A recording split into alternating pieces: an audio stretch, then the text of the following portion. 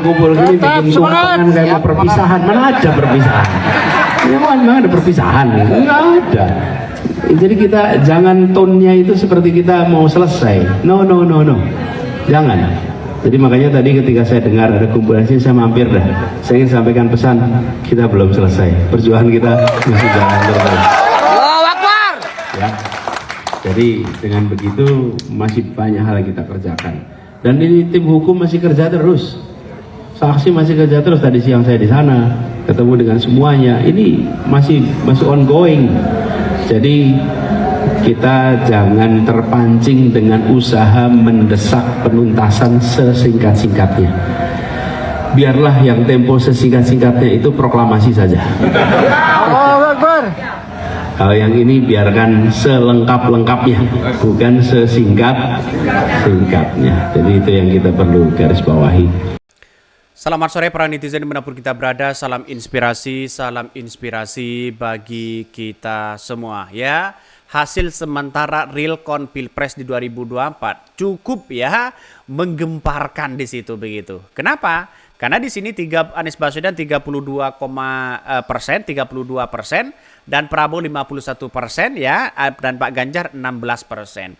Ini akankah tanda-tanda ya akan terjadi dua putaran? Bisa saja terjadi dua putaran di situ begitu kan. Ketika Anies Baswedan mengatakan ini belum berakhir, data yang masuk masih 50%. Jangan-jangan 50% itu milik kita. Nah, itu optimisme di situ begitu kan. Anies Baswedan sangat optimis kalau 45% dari sisa yang sudah progres begitu kan ya. Bukan tidak mungkin ini akan menjadi ya putaran kedua begitu kan. Ini sangat menarik sekali. Maka Anies Baswedan sangat optimis sekali begitu bahwa akan terjadi dua putaran begitu kan ya. Karena tidak mungkin tiga calon ini bisa saja lebih dari satu putaran begitu kan. Pasti dua putaran. Tapi nampaknya hari ini kalau kita melihat dengan data-data yang ada ya seperti ini yang disampaikan oleh Anies Baswedan dan tim mereka begitu kan, masih jauh mereka. Jadi dalam artian bahwa dua putaran akan terjadi dua putaran begitu kan.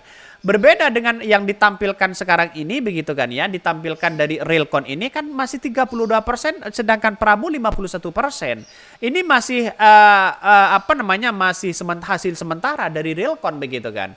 Nampaknya ya Prabowo ini kalau anjlok 3% lagi ya bukan tidak mungkin ini akan terjadi dua putaran dan sebagainya begitu. Tetapi kita lihat saja komentar-komentar dari netizen. Ada yang mengatakan pesan Abah kita belum selesai, perjuangan kita masih jalan terus. Ya iya karena masih 50% begitu kan. Masih ada kemungkinan besar dua putaran guys. Amin makin naik, Prabowo makin turun yang mendekati 50%. Sangat jauh beda dengan quick count yang bombastis Prabowo sampai 58%. Bahkan ada yang mengatakan alhamdulillah sedikit demi sedikit ya kebenaran mulai terungkap. Jadi penasaran akan ada hal yang aneh apalagi dalam waktu dekat. Semua seperti sudah diatur, seperti sedang dipertontonkan kepada seluruh umat manusia. Yang benar itu ya, yang benar itu benar, yang salah itu salah ya, katanya begitu. Ini komentar-komentar dari netizen. Tapi kalau kita berasumsi data yang ada selama ini ya akan ya bisa ketar-ketir Prabowo ini begitu kan ya. Terjadi dua putaran mereka akan semakin kalah begitu. Tapi ini masih realcon begitu kan ya, masih masih hitung cepat begitu kan ya. Walaupun realconnya seperti itu tapi masih berjalan begitu kan. Nampaknya dari data internal Anies Baswedan cukup menjadi perhatian khusus begitu kan dari internal mereka pribadi ya. Bahkan ada yang mengatakan jangan patah semangat kawan sebelum janur kuning layu. Amin pasti menang dengan izin Allah Subhanahu wa taala. Memang dalam sejarah quick count angkanya tidak jauh beda dengan realcon ya, tapi di tengah anomali yang terjadi ya, di mana ada pelanggaran etik ya dan KPU, saya rasa harapan untuk dua putaran itu tetap ada. Gayanya ini akan terjadi dua putaran begitu. Tapi kita tunggu saja kalau terjadi dua putaran, wah Prabowo makin terpojok mereka begitu kan. Karena apa? Karena harus ya ada kekuatan-kekuatan besar begitu kan. Harus dikerahkan sana sini, kerahkan sana sini dan sebagainya. Tapi Menurut saya pribadi begitu kan ya, angka yang kemudian selisihnya mungkin sedikit antara Prabowo dengan Gibran nanti begitu ya. Prabowo dengan Anies Baswedan. Nggak tahu, tapi yang jelas ya kalau memang ini terjadi 2 putaran saya yakin. Ya, dan saya yakin dan saya yakinnya dengan data asumsi ini ya, dengan data asumsi ini bukan tidak mungkin akan terjadi 2 putaran. Nah, kalau terjadi 2 putaran siap-siap mereka kalah. Ya, kita tunggu saja begitu kan. Karena dengan adanya seperti ini, apalagi Anies Baswedan sudah mengatakan bahwa kita perjalanannya masih jauh. Perjalanan kita masih jauh. Ya, apalagi nanti kita tunggu saja. Karena masih 50%. Jangan-jangan 45% milik kita. Itu kita tunggu saja begitu. Kalau 40% milik kita, bukan tidak mungkin akan terjadi 2 putaran di situ begitu ya. Ini apa yang diungkapkan oleh Anies Baswedan, memberikan semangat kepada para relawannya begitu kan ya, para di belakang mereka begitu kan. Karena nampaknya hari ini jangan terpengaruh dengan adanya quick count ya, jangan terlalu percaya terhadap adanya quick count. Yang real saja nanti saja di lapangan. Kita lihat saja kalau terjadi 2 putaran bisa saja ini ada kemenangan mutlak bagi Anies Baswedan. Tapi kita tunggu saja ya, karena politik itu tidak bisa tidak bisa dihitung secara matematika. Pasti satu sisi mereka ya ada kalah dan ada menang begitu kan ya. Jadi saya pribadi menganggap bahwa sampai hari ini saya masih melihat nuansa-nuansa bagi Anies Baswedan kemenangan di situ begitu kan. Bahkan juga ya ada yang berkomentar, semangat kawan, perjuangan masih belum berakhir ya, ngakap setiap postingan lu masih berpikir Anies bakal menang. Ya bukan seperti itu. Tapi yang namanya mencari keadilan itu kepada siapapun begitu kan ya, mencari keadilan ya.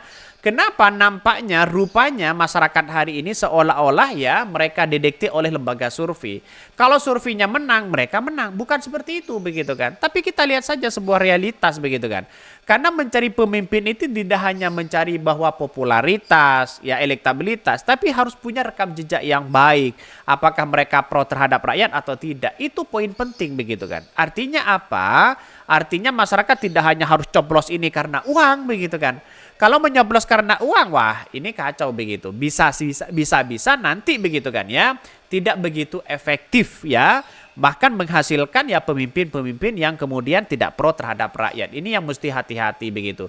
Kita ini hanya memberikan edukasi begitu kan ya. Memberikan motivator ya. Memberikan dampak di situ begitu kan ya, saling mengingatkan satu sama lain. Bukan berarti kita anti terhadap Prabowo, tidak, yang menang sialahkan begitu, tapi jangan sampai demokrasi itu dicederai begitu kan ya.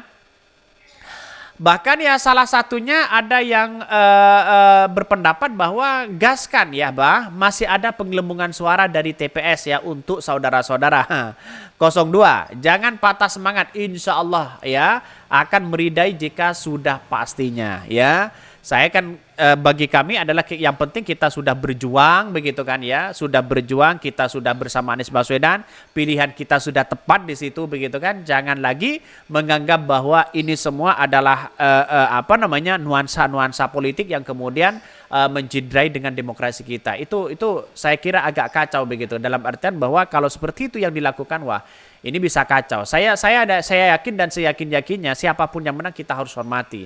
Tapi kita harus ya jangan patah semangat, kita tetap kawal ya, bisa saja ini akan terjadi 2 putaran. Bisa saja begitu kan, kita tunggu saja begitu. Oke ya, mungkin itu yang kami sampaikan ya. Tonton terus channel Hodari Podcast Rakyat ini karena ada berita-berita menarik dan viral setiap harinya. Salam para netizen, salam inspirasi bagi kita semua. Jangan lupa di subscribe channel YouTube Hodari Podcast Rakyat ini.